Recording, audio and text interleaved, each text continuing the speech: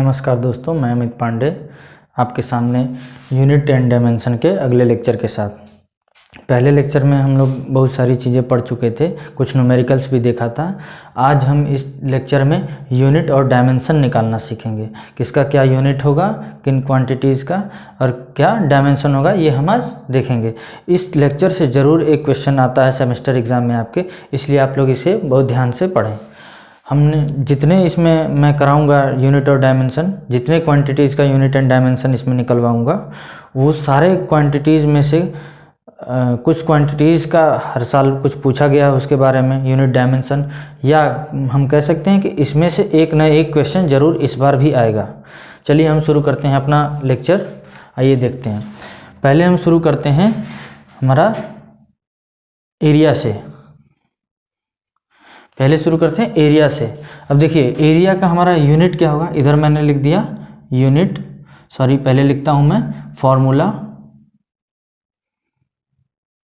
फिर यूनिट, फिर डायमेंशन। चलिए देखिए एरिया से शुरू करते हैं।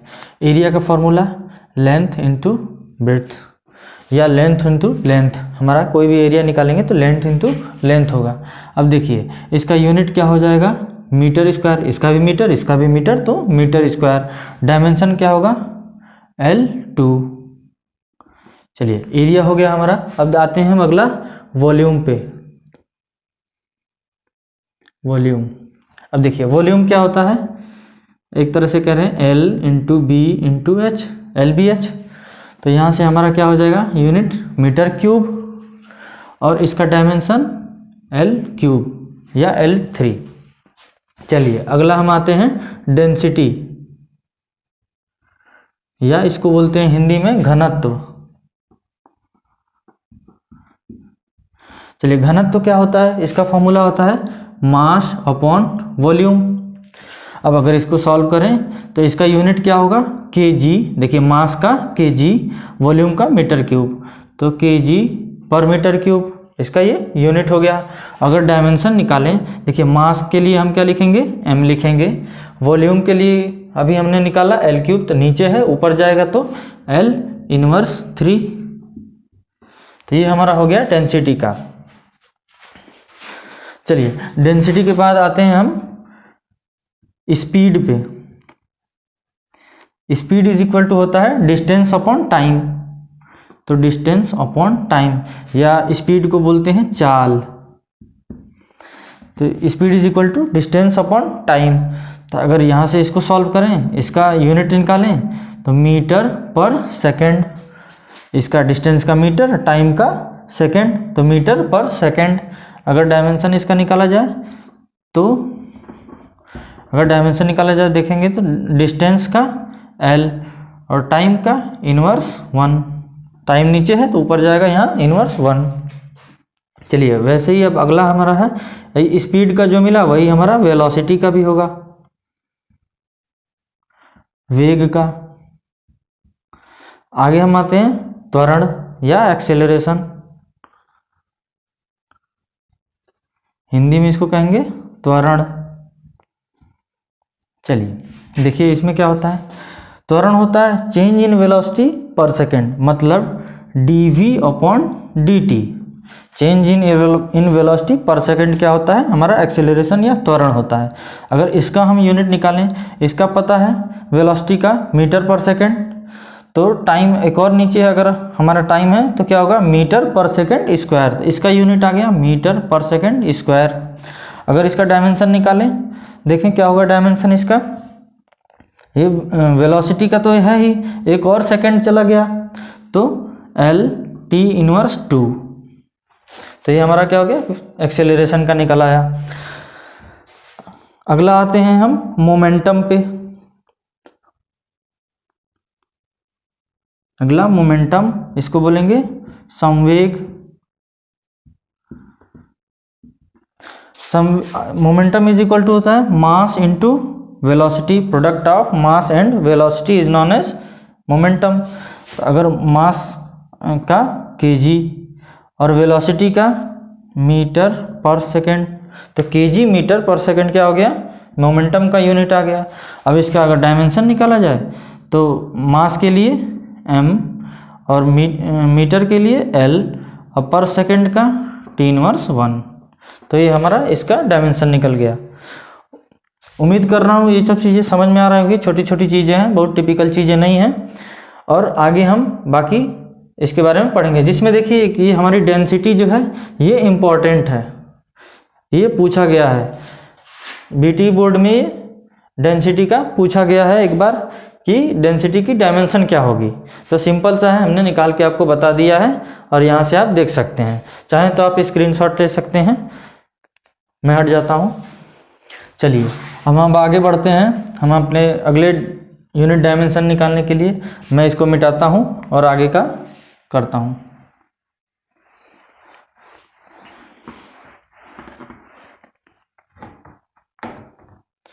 अब आगे आते हैं, हम फोर्स निकालते हैं। किसका? फोर्स का।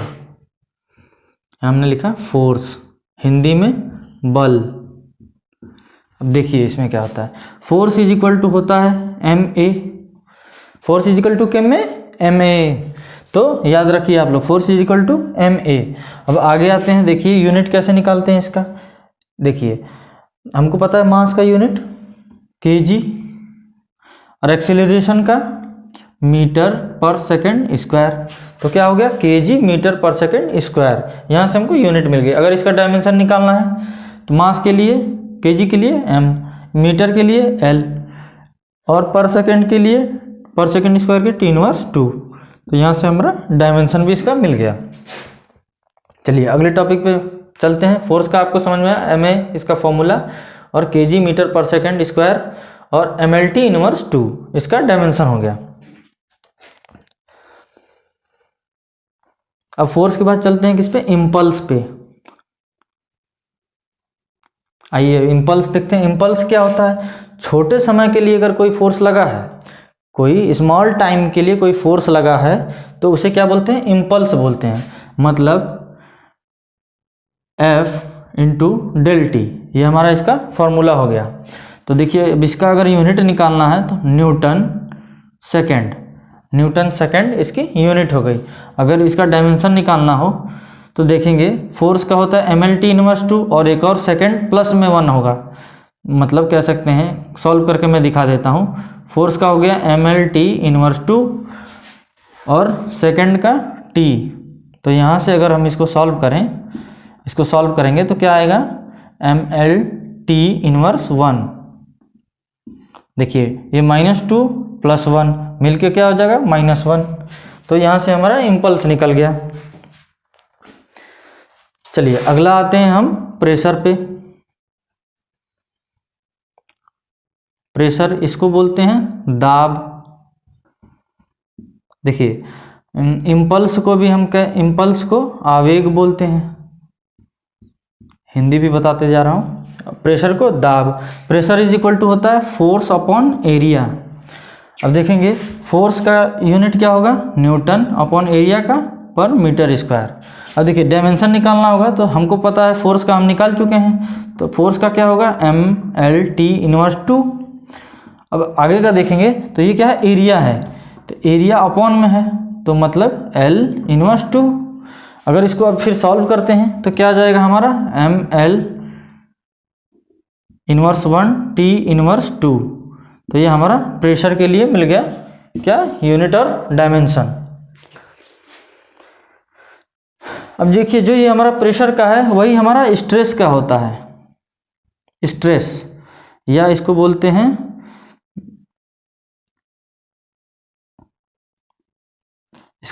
प्रतिबल। तो वही इसका भी क्या होता है? फोर्स अपॉन एरिया ही होता है, पर ये इंटरनल रेजिस्टिंग प्रेशर होता है, उसी को हम स्ट्रेस बोलते हैं। इसका भी फॉर्मूला क्या होता है? Force upon area. यूनिट भी क्या होगा? सेम यूनिट और सेम डायमेंशन। तो ये पूछा गया है एक बार क्वेश्चन, इंपॉर्टेंट कर लीजिएगा, ये पूछा गया क्वेश्चन है। चलिए अगला आते हैं हम कहाँ? स्ट्रेन की तरफ। स्ट्रेन होता है विकृति। देखिए अब विकृति क्या होती है? डेल एल अपॉन एल मतलब change in length upon original length, ये क्या होता है हमारा स्ट्रेन होता है। देखिए साथ हमारा इस यूनिट डायमेंशन के साथ साथ फॉर्मूला भी तैयार होता चला जा रहा है, इसलिए ये बहुत फ़ायदेमंद आपके लिए चैप्टर होगा और इससे हर बार 1-2 क्वेश्चन पूछा जाता है यूनिट डायमेंशन निकालने के लिए।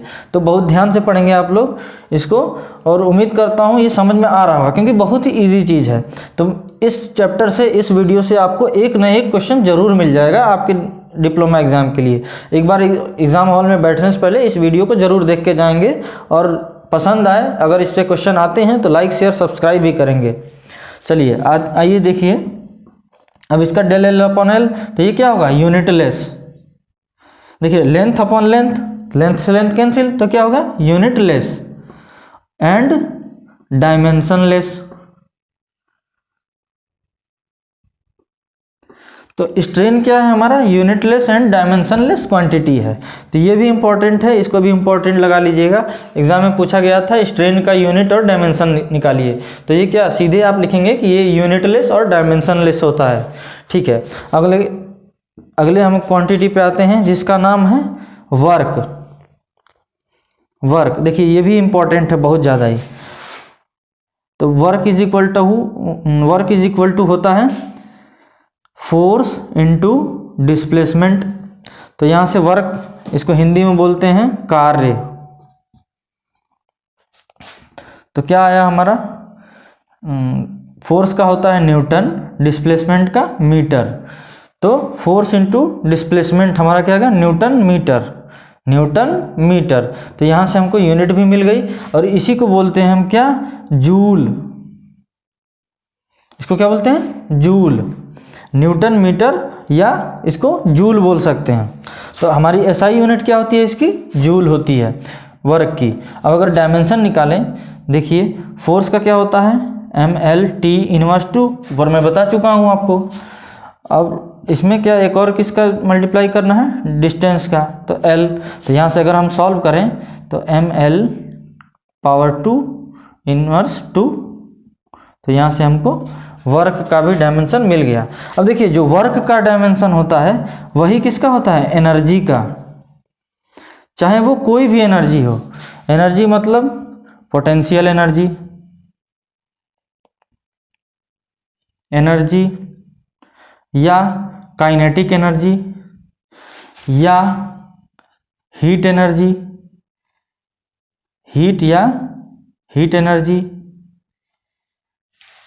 देखिए या मैकेनिकल एनर्जी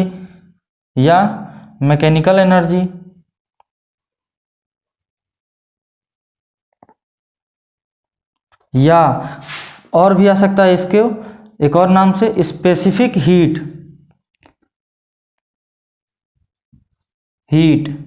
इसको बोलते हैं विशिष्ट ऊष्मा या लेटेंट हीट।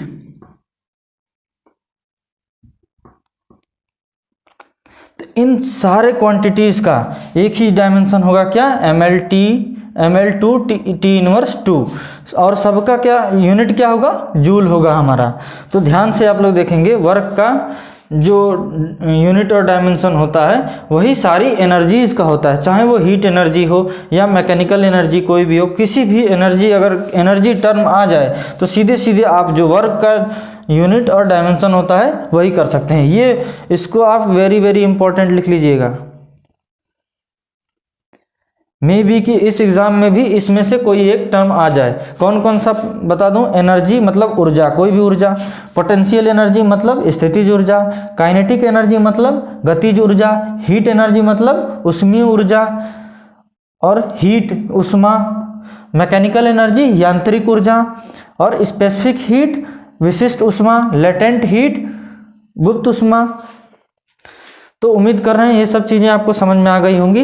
मैं हट जाता हूं, आप एक बार इसका स्क्रीनशॉट ले सकते हैं।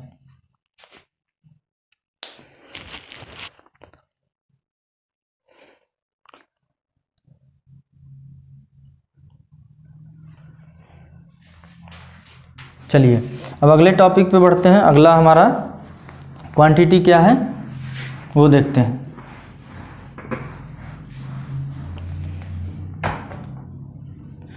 अगला वर्क के बाद हमारे जीवन में क्या आया पावर। अब देखिए पावर में चलते हैं। देखिए पावर क्या होता है, rate of doing work is called power, मतलब कार्य करने की दर जो होती है वही पावर कहलाती है, मतलब W/T, कार्य बटा समय, तो यही क्या होता है हमारा पावर होता है। यहाँ से अगर इसका यूनिट निकालें तो हमको पता है कार्य का जूल और टाइम का सेकंड, तो जूल पर सेकंड इसकी यूनिट आ गई। अब डायमेंशन निकालते हैं, वर्क का क्या मिला था ml/2 और टाइम यहाँ पे है तो टाइम का क्या होगा T−1। तो अगर इसको सॉल्व करें तो पावर का क्या आ जाएगा ml/2T−3, तो पावर का भी हमको मिल गया। देखिए पावर भी हमारा एक बार पूछा गया क्वेश्चन है एग्जाम में, इसको आ चुका है, पावर का डायमेंशन बताइए। चलिए तो ये हमारा पावर हो गया। और अगले पे चलते हैं हम, अगला क्या है हमारा सरफेस टेंशन। पावर को देखिए शक्ति बोलते हैं, शक्ति। और अगला आते हैं सरफेस टेंशन, पृष्ठ तनाव। देखिए पृष्ठ तनाव के बारे में अपने पिछले वीडियो में फ्लूइड मैकेनिक्स के मैं बता चुका हूं, अगर किसी ने नहीं देखा है तो जाके देखिए। सरफेस टेंशन एक बहुत इंपॉर्टेंट टॉपिक है आपके डिप्लोमा एग्जाम के लिए, और इससे भी क्वेश्चन एक पूछा जा सकता है, सरफेस टेंशन क्या होता है, कितना होता है, ये पूछ सकता है। तो आप जाइए, अगर नहीं देखे हैं तो पिछले वीडियो में जाइए और जाके देखिए। अभी मैं इसको शॉर्ट में बता देता हूँ, इसका यूनिट और डायमेंशन कैसे निकलेगा। इसका फॉर्मूला है F/L, मतलब फोर्स पर यूनिट लेंथ, तो ये हमारा सरफेस टेंशन होता है। तो अगर इसका यूनिट लिखें तो क्या आएगा N/मीटर। अगर इसका डायमेंशन किया जाए तो हमको पता है फोर्स का क्या होगा mL/T−2, और L का क्या होगा L−1, क्योंकि अपॉन में है तो यहाँ L−1। अगर इसको सॉल्व करेंगे तो क्या आएगा L, देखिए ये +1 ये -1, तो L 0 मतलब खत्म L, तो क्या आएगा T−2 बच जाएगा। तो यहाँ से हमको क्या मिल गया, सरफेस टेंशन की डायमेंशन मिल गई। चलिए हम अगले टॉपिक पे अपने चलते हैं। अगला है हमारा क्वांटिटी फ्रीक्वेंसी, इसको बोलते हैं आवृत्ति। चलिए देखिए फ्रीक्वेंसी क्या होता है 1/टाइम पीरियड। फ्रीक्वेंसी क्या होता है 1/टाइम पीरियड, तो इसका यूनिट होगा हर्ट्ज। फ्रीक्वेंसी की क्या यूनिट होती है हर्ट्ज, और इसका डायमेंशन निकाला जाए तो क्या होगा T−1। चलिए फ्रीक्वेंसी पता चल गया हमको यहाँ से, और आगे हम चलते हैं। अब अगले कुछ टॉपिक्स देखते हैं, मैं हट जा रहा हूँ, आप स्क्रीनशॉट ले सकते हैं। चलिए अब देखिए, अब हम एक है हमारा प्लेन एंगल।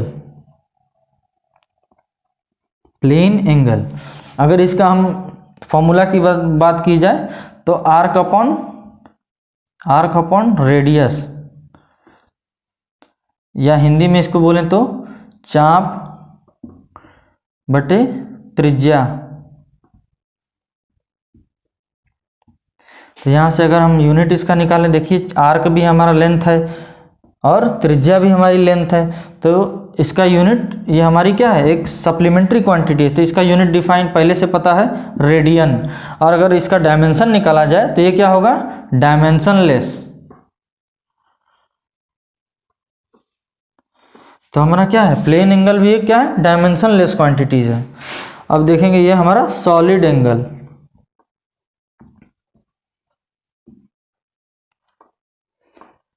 तो ये क्या होता है इसका एरिया अपॉन रेडियस स्क्वायर।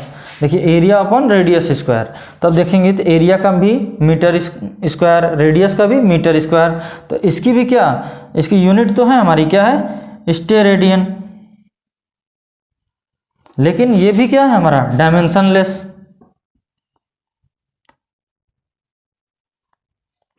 तो प्लेन एंगल और सॉलिड एंगल ये हमारे क्या है यूनिट है रेडियन, और स्टेरेडियन पर डायमेंशन लेस हैं दोनों। तो आप स्क्रीनशॉट ले सकते हैं, याद रखने के लिए आपको आसानी होगी। देखिए हमारी अगली फिजिकल क्वांटिटी क्या है कोफिशिएंट ऑफ फ्रिक्शन। इसको हिंदी में हम कहते हैं क्या, घर्षण गुणांक। घर्षण गुणांक। देखिए म्यू इज इक्वल टू क्या होता है, एफ अपॉन एन। अब जिसको ये नहीं समझ में आ रहा ये कहाँ से आया, जाके मेरी फ्रिक्शन वाली वीडियो देखें, उनको पता चल जाएगा mu is equal to F upon N कैसे होता है। अब देखिए इसमें क्या है, फोर्स है और ये हमारा नॉर्मल रिएक्शन फोर्स, तो दोनों फोर्स है तो कैंसिल आउट हो जाएगा, तो इसलिए इसका यूनिट भी नहीं होगा और डायमेंशन भी नहीं होगा, तो इसको क्या बोलेंगे, यूनिटलेस एंड डायमेंशनलेस।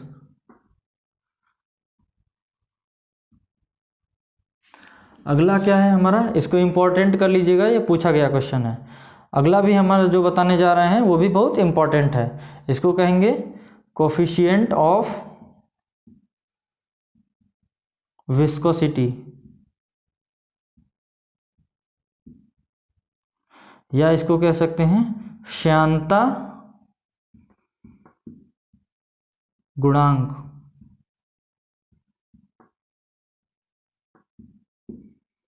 श्यानता गुणांक।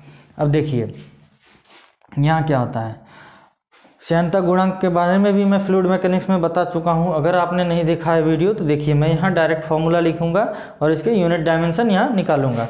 तो आज यूनिट डायमेंशन का चैप्टर चल रहा है, इसलिए इसमें हम सिर्फ यूनिट डायमेंशन कवर करेंगे। तो इसको बोलते हैं, न्यू से शो करते हैं श्यानता गुणांक को।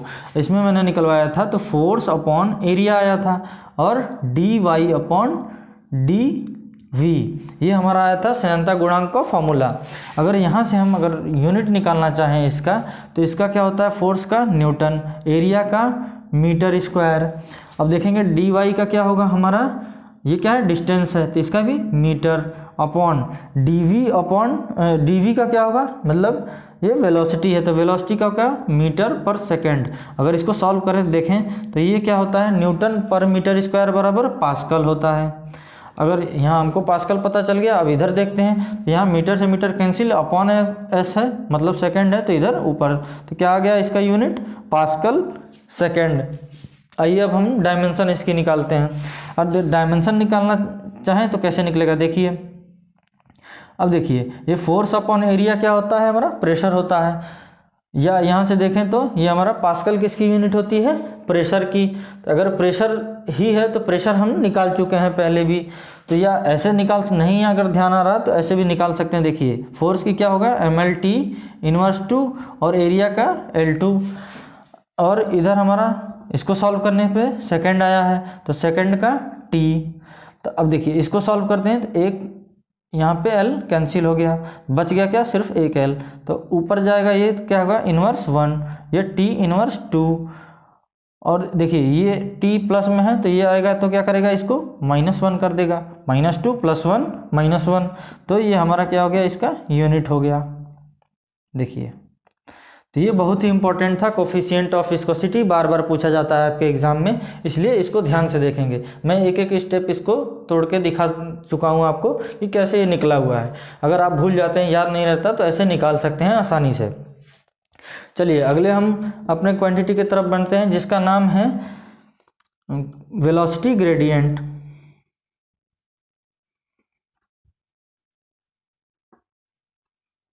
देखिए इसको बोलते हैं वेग प्रवणता।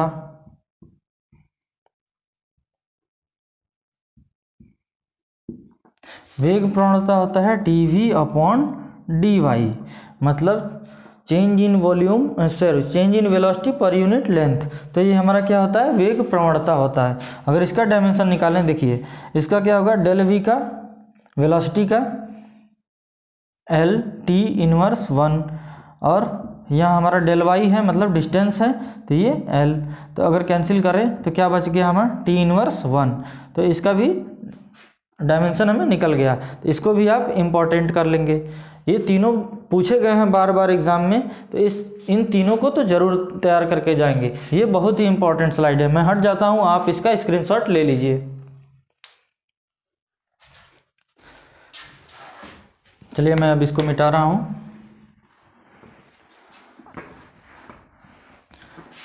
देखिए हमारी अगली क्वांटिटी है, अब हम सर्कुलर मोशन वाली जो क्वांटिटीज़ हैं उनको देख लेते हैं।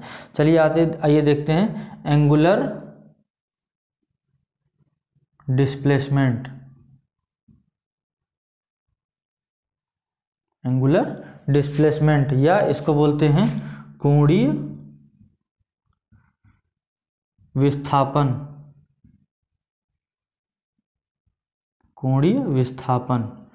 अब देखिए कोणीय विस्थापन क्या होता है, इसको डेल थीटा से शो करते हैं, या कह सकते हैं इसको arc upon radius, arc upon radius, या हिंदी में अगर लिख दें del theta is equal to चाप बटे त्रिज्या, चाप बटे त्रिज्या।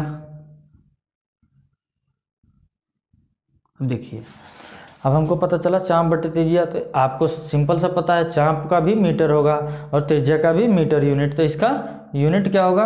वैसे भी चाप बटे त्रिज्या का हम आपको बताते हैं, ये हमारा क्या है, प्लेन एंगल है, इसको हम यूनिट क्या लिखेंगे, रेडियन। यूनिट क्या होगा इसका, रेडियन, पर इसकी डायमेंशन नहीं होगी, और रेडियन हो गया और डायमेंशन लेस।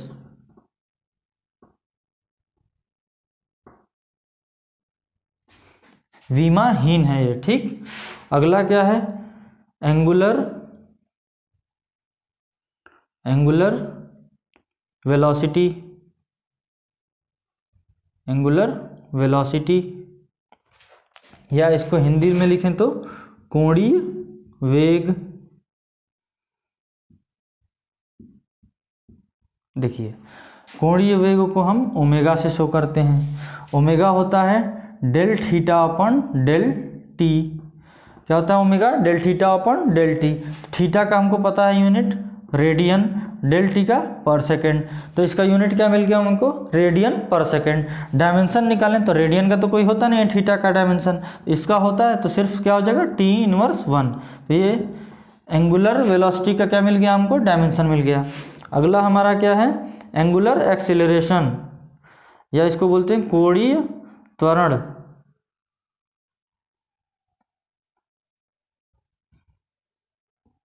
इसको बोलते हैं कोणीय त्वरण।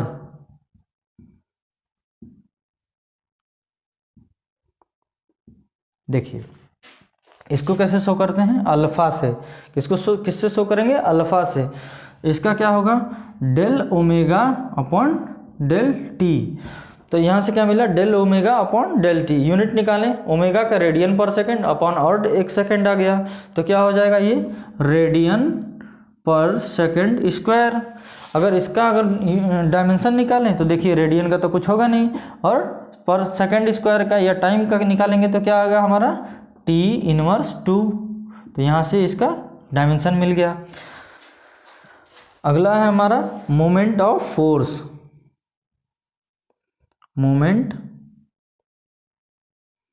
मोमेंट ऑफ फोर्स, इसी को बोलते हैं टॉर्क, या इसी को बोलेंगे हिंदी में बल आघूर्ण, बल आघूर्ण। तो मोमेंट ऑफ फोर्स टाउ से शो करते हैं, तो टाउ बराबर होता है क्या, force into perpendicular distance, force into perpendicular distance. तो यहाँ से अगर हम देखें तो फोर्स का क्या होगा, न्यूटन, और डिस्टेंस का मीटर, तो इसका आ गया यूनिट क्या, न्यूटन मीटर।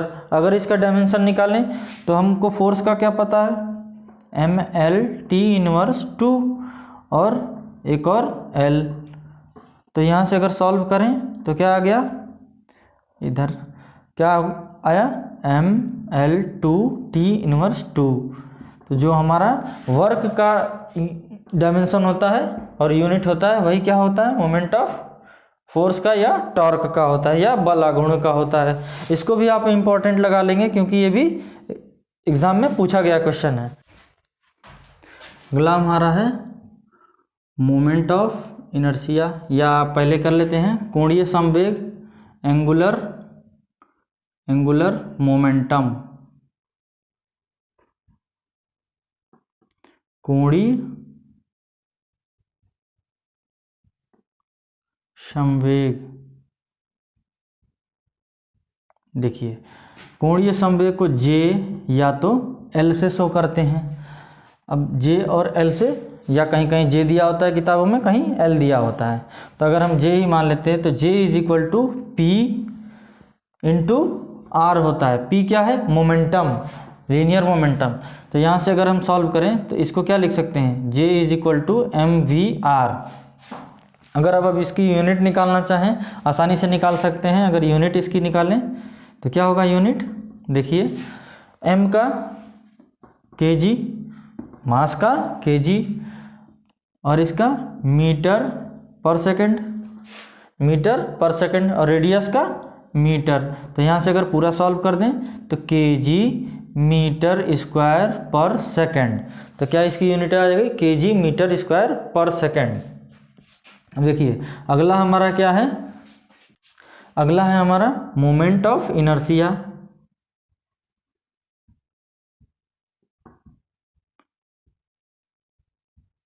इसको हिंदी में बोलते हैं जड़त्व आघूर्ण।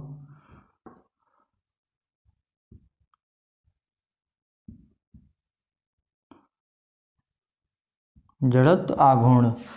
अब देखिए मोमेंट ऑफ इनर्शिया हम जानते हैं आई से शो करते हैं इसको क्या फॉर्मूला क्या होता है? Sigma M R square. यही हमारा होता है I is equal to sigma M R square, summation of M R square. तो ये क्या होता है? जड़त्व आघूर्ण होता है हमारा। तो आगे हम अगर इसका यूनिट निकालना चाहें, अगर इसका यूनिट निकालना चाहें तो जड़त्व आघूर्ण का यूनिट क्या होगा? kg metre square. देखिए m का kg, r का मीटर, और स्क्वायर है तो मीटर स्क्वायर।